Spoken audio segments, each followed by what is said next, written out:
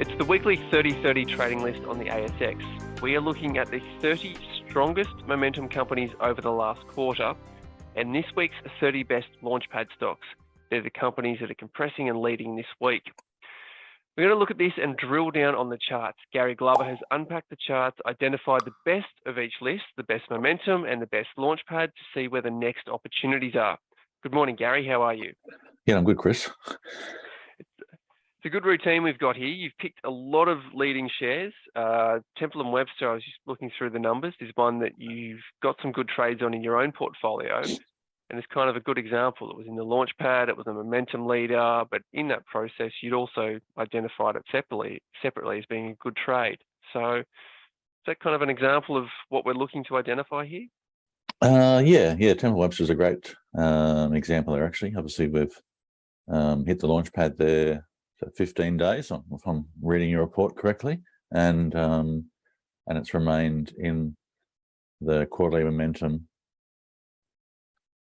for the last 3 weeks. Yeah, that's right. So basically hit the launchpad 3 weeks ago, and now it's remained in the quarterly momentum there. So it's around, obviously, the theory, as you and I know, is that the stronger stocks they continue to remain strong and keep powering on. So obviously Temple & Webster has been strong here for 3 weeks.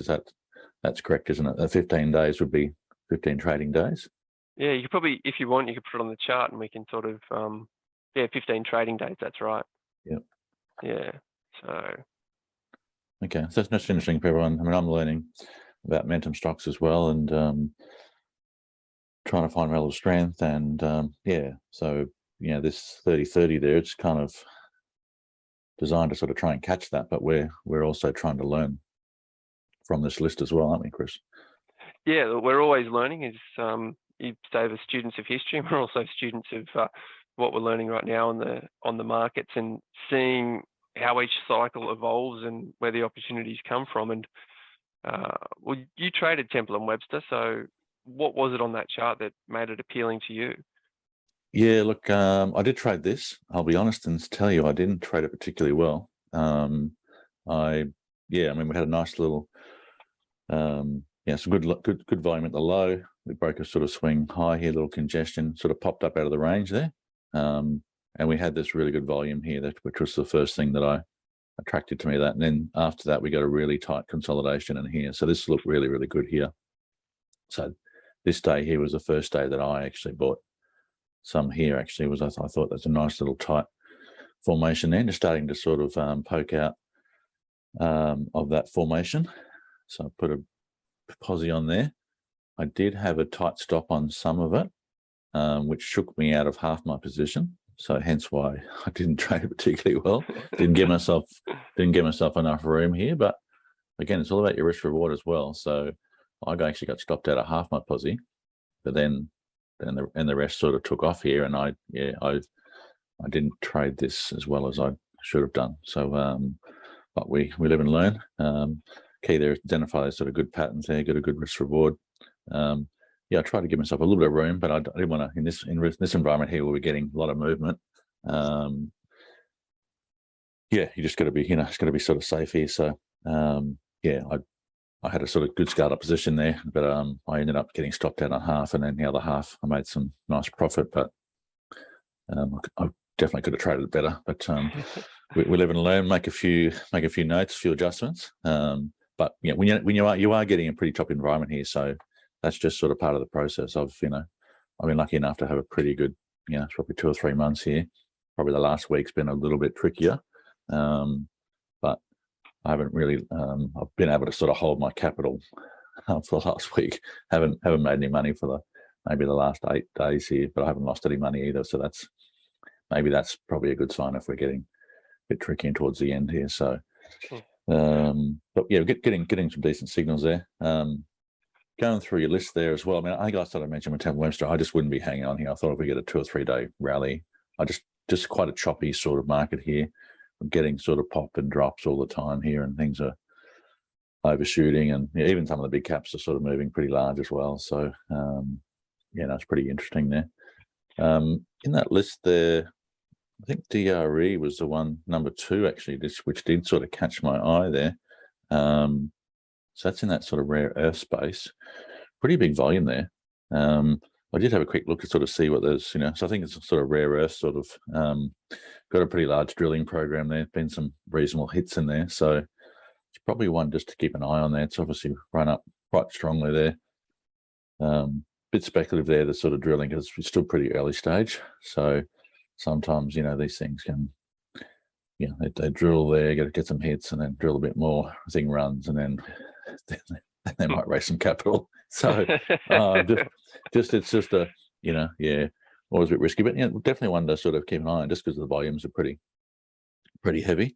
Nearmap was number 4, obviously under takeover. 360 was sort of one that we had on our list previously. Been pretty, a bit like Temple and Webster there as well. Sort of been nice little consolidation, some good volumes there.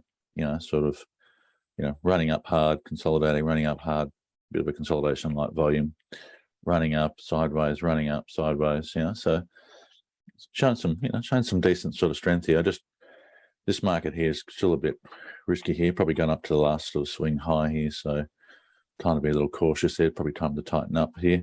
But yeah, it has been some good trades out there. Polynovo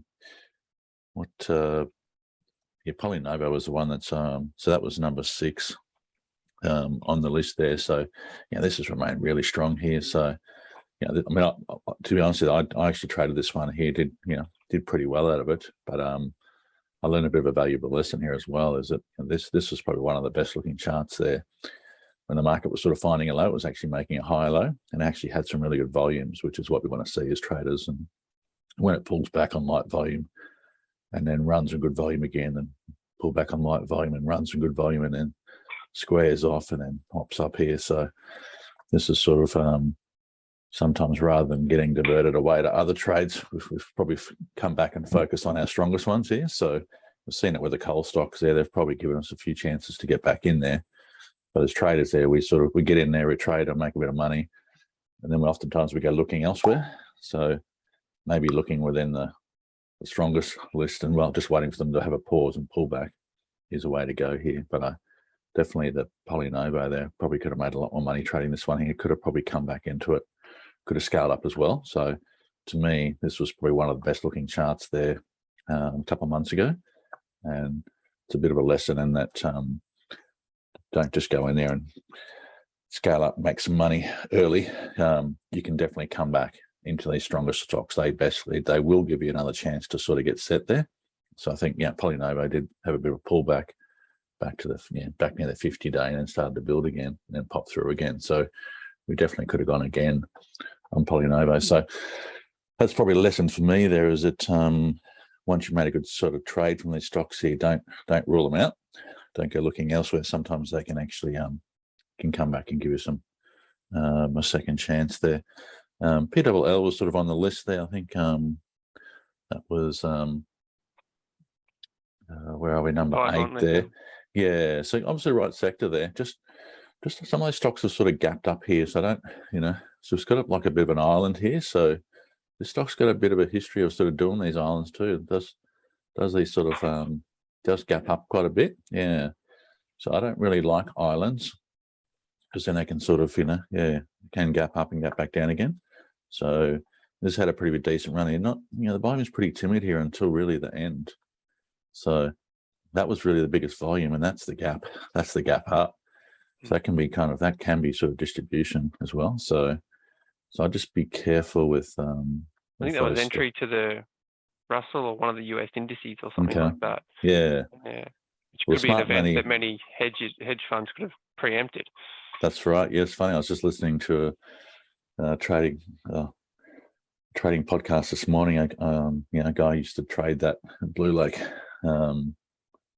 His name eludes me now, but basically he used to try and front run the rebalancing.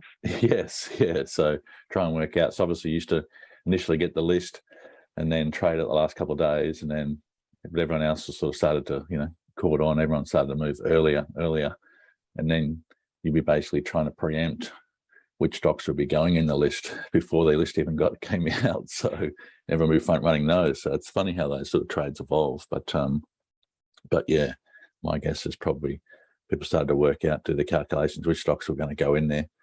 Maybe that runs, and then you pop, sort of buy the rumor, sell the fact. So just be careful with some of those sort of stocks. Liontown as well has had a nice run there. Good quality sort of stock in that sector there. Tightening up here, so probably just one to keep an eye on here. We want to sort of see a bit of a consolidation there. I think if it sort of consolidations, if it does consolidate, be quite good. Temple and Webster, as we know, has already moved. I just be careful playing these here. I think we get little pop and drops, little consolidations there. So you just want to sort of, if this is going to set up again, you want to wait for another little consolidation again, and then trade it later on. Ioneer had a nice move again, but again, pretty light volumes all the way through here. I mean, the first time we got volume was sort of up here, and that's sort of getting up there, So I'd like to see good volume early, not late in the move. So if it comes in late there, can be sort of signs of distribution as well. So just be careful there. Big Tin Can, I think it's one that we sort of mentioned there 3 or 4 weeks ago, had a bit of a fundamental driver there.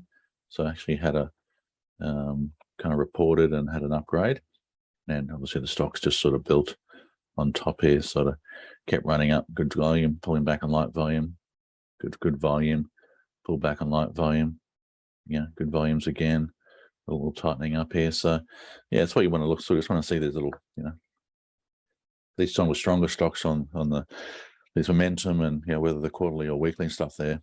After they've sort of popped, you want to sort of wait for that consolidation. Wait for them to sort of show signs of struggling to go down, and then follow there. So Silex, which has been on our list for a while, been one of the strongest actually stocks in there, Chris. I think it was number 1 for a couple of weeks, actually, from memory. A few consecutive weeks, yeah. Yeah, so it's still been pretty strong here. But see how I think we mentioned there last week how it was sort of consolidating, and I sort of said to you I thought it needed a bit more time. I think you sort of said, it's just a little high tight flag, and it definitely could be. So definitely ended up being what you thought it might be there with a high tight flag. But for me personally, I wanted to sort of see a longer time consuming sideways, because I know sometimes these smaller flags there, they can be what our logicians call like a 4th wave, and then you just get a little 5th wave high, and then that's it. And that's probably what you don't want to see as a trader. You want to sort of see this consolidate for a period, have a breather for a while, and then have the next leg up here. So this has just gone to a little false high. So this looks probably not so good here now, because it's sort of gone to a new high and failed here. Yeah. So and just on that high tight flag, I think you were pointing out in Polynovo that when the market was making lows, it was making a higher low. For this one here, that mid-June period where that pullback is, it's 3 red candles. That's sort of one failing in that flagpole, and then the second one in the sort of second week of July, where you've got those 3 or 4 consecutive red candles. What we found in studying the high and tight flag is if they have those little congestion or the severe pullbacks within that flagpole, so a bit to the left in the earlier part of July, those 3-4 days, and then the one to the left, those 3-4 days in June, when the market was lowing. And the one to the left, that bigger one, which would have been coming into the market lows about 24th of June.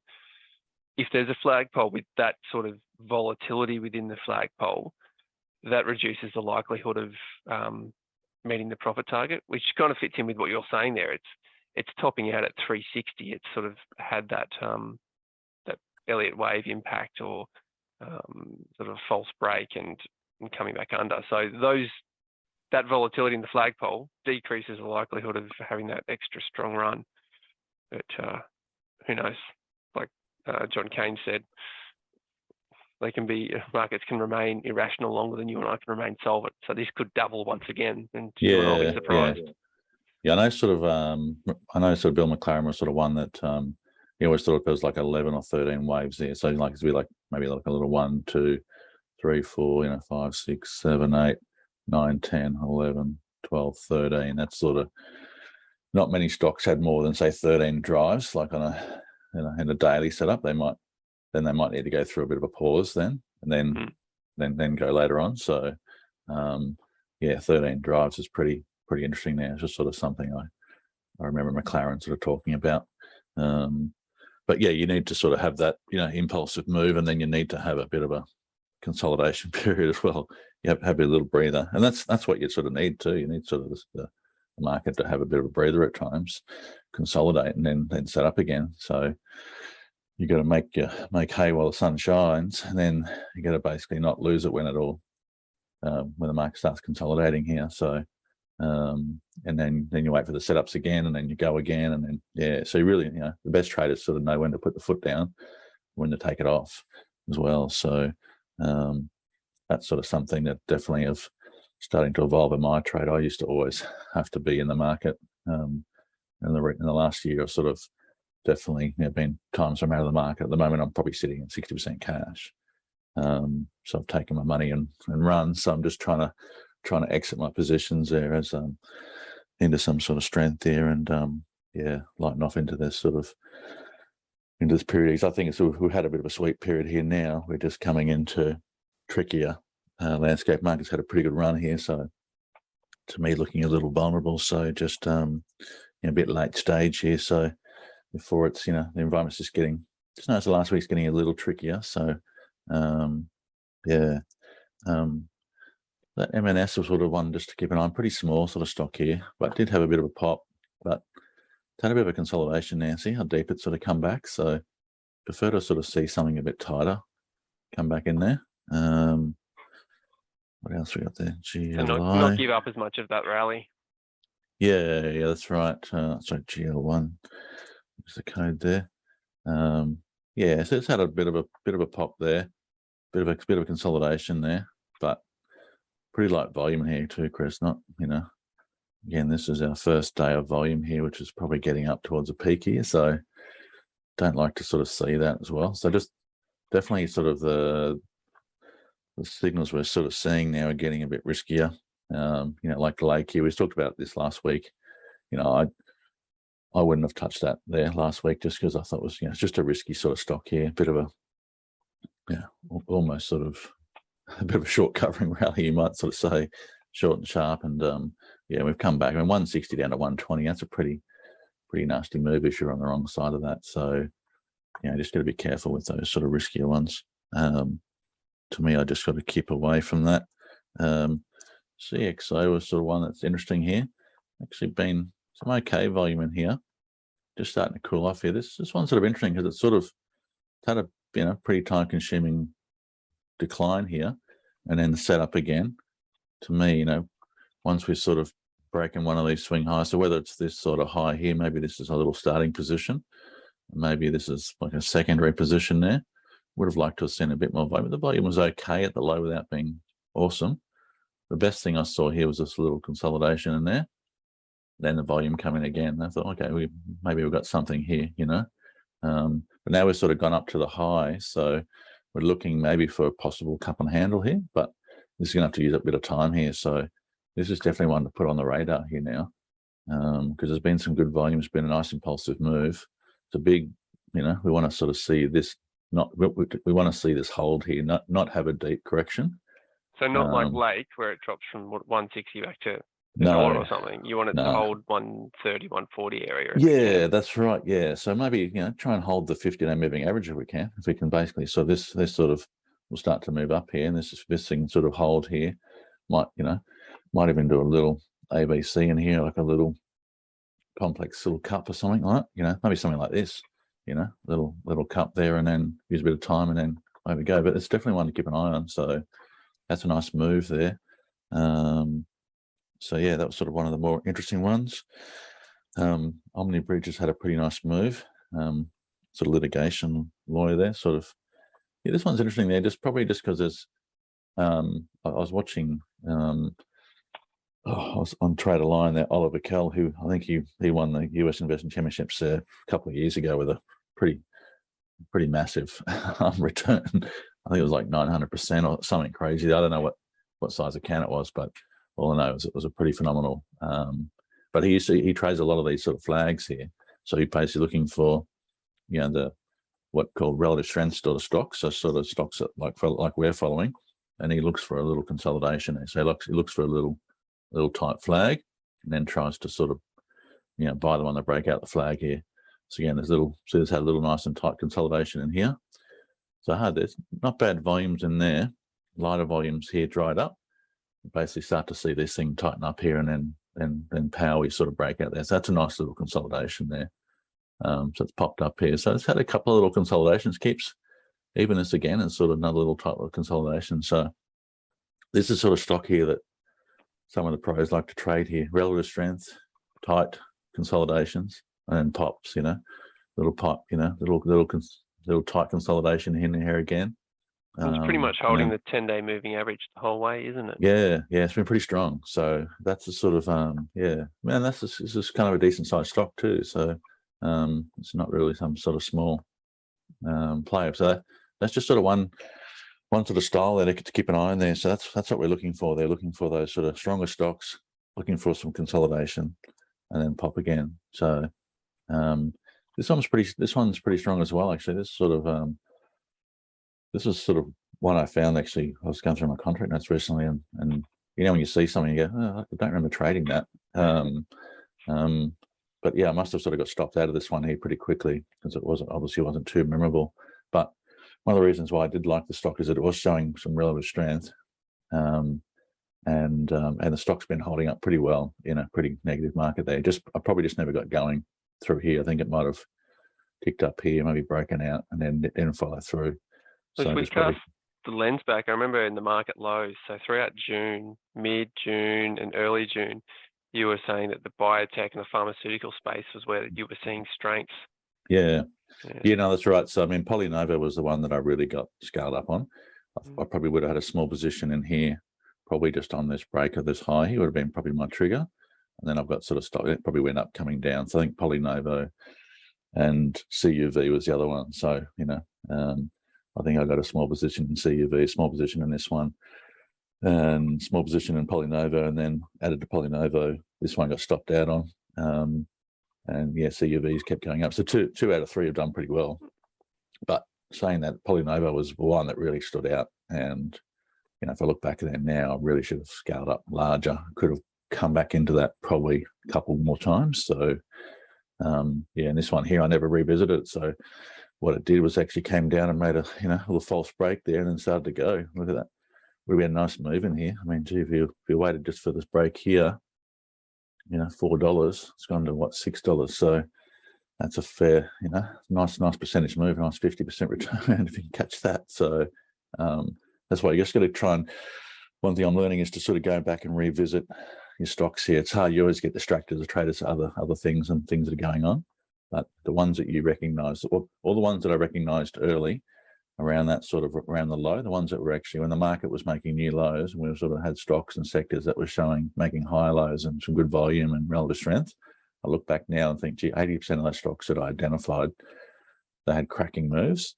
20% probably not so much, but there's obviously that's what that's why the best traders say that is that they're the ones that are showing the relative strength at the market lows. They're the ones that go on over the best performers, and that's definitely been the case here. I mean, things like 360, Polynovo. I mean, there's just been some pretty good winners there. So these are lessons that we sort of got to keep learning here. And then the next time we get a pullback here, we want to be looking for the same things, see which sectors are outperforming here. TIE was sort of one that looks pretty interesting. So it's had some reasonable volumes in there, been building quite nicely. Maybe a little small there, but is above the 50-day moving average. Keeps sort of having these little small, tight little consolidations here.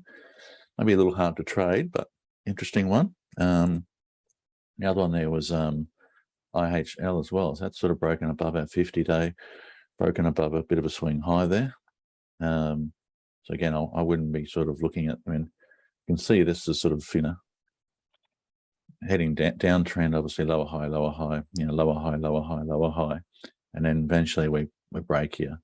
So, I mean, we really, one thing I've learned, the hard way over the years is not to be sort of bottom picking, trying to pick lows because they can just keep going, making lower, just keep going lower.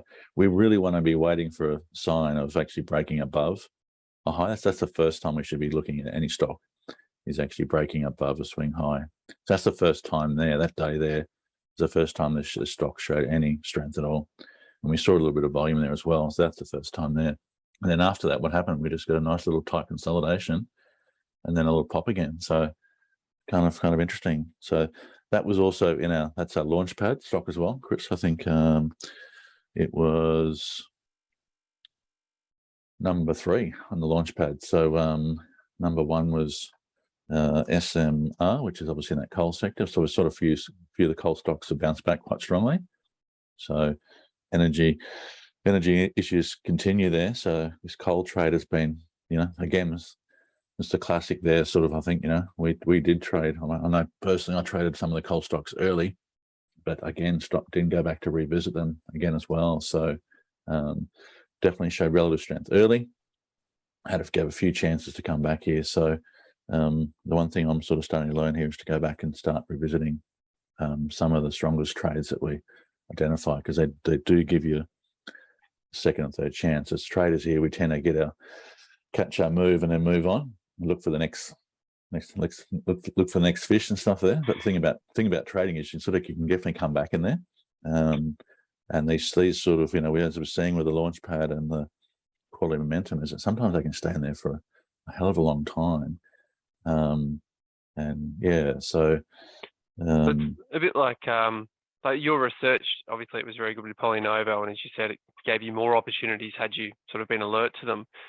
It reminds me of a William O'Neill playbook that you gave me, and looking at his best trades over decades, he highlights where he entered, he exited, and then maybe 6 months or 2 years later, it gave the opportunity. He's a bit of a longer term trader. Yep. But gave the opportunity again. That research was still sound, the management was still strong, it was still a market leader. It just went through a bit of a time, and then it went and kicked again. Yeah. It's going to be interesting here, because obviously I think the market's had a good little bounce here, so I'm sort of starting to lighten off here. So I'm expecting the market to have a bit of a consolidation, or whether we go pull back here or whether we consolidate or whatever we do. But if it all goes to plan here, we pull back into, say, October, it'd be interesting to sort of see what happens there, whether the stocks that we found the lows here are making high lows, or whether there's a whole new subset of relative strength stocks as well. So yeah, I look forward to sort of going through a bit of a next consolidation, sort of seeing which sort of stocks sort of shine through, whether we get the same ones or whether we get different ones, or but yeah, it'll be pretty interesting here. City Chick was sort of one that sort of had a bit of a was on the list as well there. Probably not the most impressive chart there. Obviously, some of the retailers have had pretty nice moves. I mean, Harvey Norman and Adair's probably a couple that I've sort of traded. Temple Webster as well. But this is probably a bit more flatter here. I mean, it's had a bit of a building phase here, but not super there. It is sort of consolidating here, but I guess it just hasn't been as strong as some of the others. We talked about IHL's had a nice little move. Definitely one to keep an eye on there. MAD was one that sort of on the list as well, number 5. So yeah, it's not looking too bad there. The volumes are still pretty light here, a bit sort of messy, a bit hard to trade. HCW is actually the REIT there, actually. That's sort of interesting too. It's sort of had a nice little consolidation and move up there. Again, volumes are a bit light, not the sort of sexiest stock there. It is like you were saying last week. We were seeing licks in there, and now we've got a REIT, which is interesting. Yeah. Well, we're seeing a sort of like this sort of with Premier Investments in there. So that's a bit of a large cap, and obviously City Chick as well. So we're starting to see some of those retailers starting to move in there. So the only thing I noticed with the Launchpad is that sort of the ones in here this week are sort of probably they're coming in a bit later here. Like a lot of the retailers have already moved. So these are the ones that sort of maybe the laggards there, but. Yeah, I mean, I guess the beauty here is you do sort of have your, you got your sort of 0, 1, 2, 3 pattern there we talked about, kept making higher lows and just sort of kept building. So looking for those sort of that 0, 1, 2, 3 pattern is pretty interesting. And this thing's just tightened up the whole way there. I guess to me the probably the best thing about Premier Investments was the whole thing was sort of sat underneath here, and then has popped out here. Came back and done a retest and still looks really pretty good here. So the main thing there is just keep edging out. If you get your little entry in there. Just keep edging your stops higher there, and then just never know. I mean, sometimes as traders there, you just got to be just trying to outsmart yourself as well. Think, oh, this market's not very strong here, but some of the stocks can just could keep going here in the face, while the stocks or other sectors go down. So, give yourself a chance to make some money there. So, yeah. What else we got there? BCB looks okay. Bit light in the volume there. TGL was sort of one that I was watching myself here, but again, it looks kind of constructive there. Sort of starting to break a little bit of a swing high in here. Definitely sort of rounding off here, but struggling to get going here. Okay, volumes in here, a bit lighter on the pullback there. So interesting. But, again, not showing strength compared to some others. United Malt Group actually had a nice bounce off the low, pretty impulsive, but hard to touch it after these sort of moves. You probably want to go through, see a bit of a consolidation. New Hope, pop back in the list here again. Nice impulsive move after that last correction. So again, got a bit of a cool off to the 50-day and bounce from there. So again, it might be a bit hard to sort of trade here, but again, just sort of showing these sort of strongest sectors here. They continue to keep rolling on here. So it's the whole motto of buy high and sell higher. So that's the sort of theory there. So MGR sort of one that was number 17 there. It's again, I actually don't mind to look at this actually, Chris. It's sort of got our sort of low in here, our first higher low, maybe our second higher low in here. So starting to build here. We're now back above the 50. Volumes have been pretty steady through here. Actually, probably signs of a bit of consolidation going through here. Probably just the size of the move is a little. That's probably the only. We've gone from 2 to 220, so not a big move compared to some of the other stocks there. But yeah, it does look. This does not the worst looking chart here. It does look sort of constructive there. So that's one that I thought looked pretty interesting there. Mirvac Group. So just. Yeah, probably, everyone's probably worried about housing prices, interest rates and stuff here, but stock's actually sort of building, but maybe the correction, maybe the price is overdone here. Maybe, a bit like the retailers, maybe the correction's a bit large there. EGG is sort of one that sort of had a bit of a pop here. Pretty liquid there. Definitely some gaps here, just looks a bit lightly traded here, but sort of, got a couple of VCPs in there. Nice little tight consolidation pattern, sort of, consolidation and pop again. So I think some not bad volume coming in here at the lows and stuff there, but yeah, but not the easiest one to trade. MIR. It's back to another lick. Mirrabooka. Yeah, so we get another. So I've come back here again. Not too bad there. We've sort of had a bit of a pullback after breaking the 50-day moving average, come back to it. Some okay volume again, so some volume starting to come in here. So that's kind of interesting as well. New Zealand is sort of one that I've sort of been playing here. I'd quite like to look at this here now, Chris. Sort of, it's had some, definitely saw some volume here. See the volume on this drive here. It's almost a month of low volume. Yeah. So I mean, this whole thing here stayed really tight here. I think it was like 58 to 54 cents or something, 50, might have been 55, 58 majority of trading. So it's like a 3.5% range here for a long time there. And then it finally popped out of that range. And then that was the breakdown, some volume there. We've had some pretty good volume there. And since then we've gone 1, 2, 3 here. Very, very light. So there's not much selling here. So it's sort of, we want to sort of see this little tight consolidation there. So maybe even drilling into our half hourlies and stuff there is sort of something you might look at. So again, pretty good volumes into the move there. Just want to sort of see a bit of a, something tight again. And then this might be able to go again. But that's so far, it's kind of constructive here that those 3 days I've seen no selling and it hasn't moved too much. It's actually sort of held tight there. So that is kind of constructive. Last one on the list was sort of Janus. This is one actually that I actually have traded there. Again, the classic sort of 0, 1, 2, 3 pattern there.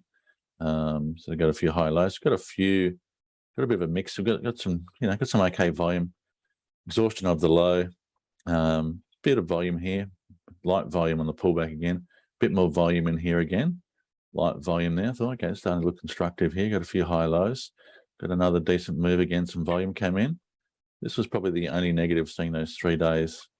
Selling down on heavy volume. Yeah. But what we did was we kept the low in place, and we went again. So that does happen sometimes, and it has been that type of market where we've seen things cool off a bit, just a bit of a shakeout, and away we go. So this has actually been a pretty good trade here so far for me. So, but probably watching that level there around 39 as the last swing low, just because it hasn't been building here without being fantastic. But yeah, I'll just let this sort of run here. Maybe take a little bit of partials in here. I've got a pretty large position in that, so I might take half out, let the other half run, and just tighten the stop up something like that. So yeah, interesting stuff. But yeah, it's still getting a few signals there, sort of probably a little messier there. Some of the, feels like some of the laggards, some of the sort of stocks in sectors that have already moved. Some of the others are sort of hitting that list. So, the one thing we know about markets is we want to trade the leaders. So that, trade, usually the leaders move first. I know you get your sister stocks in your leading sectors there. You can trade those there, but it feels like we're, just no retail stocks have moved there. It just feels like the laggards are sort of coming in here now. So might be a bit of a trade in there, but just got to be careful now. I've just sort of, we went from 3 or 4 weeks, everyone saying don't touch retail stocks because interest rates are going up, and now this week everyone's looking at retail stocks. So I'm not sure what fundamentals have changed other than maybe interest rates looking less hawkish. And inflation's not as high, but it's like you said earlier in the week, that's still a high print. The only thing that's changed is the stocks have gone up. Now everyone's getting interested at the wrong time, which is classic, investor psychology. So, yeah. So we'll be selling. I'll be selling into those. Once everyone universally turns bullish on the same sector, after everyone sort of hated it, it's always a warning sign. But you never know. It was shown here, some of these sectors can stay hot, and then they can cool off and then come back here. So. Our best bet is to sort of stick to these leading stocks, wait for them to have a bit of a congestion, look for volume to dry up, look for that sideways type of, or at least look for a series of sort of high lows building, and then go from there.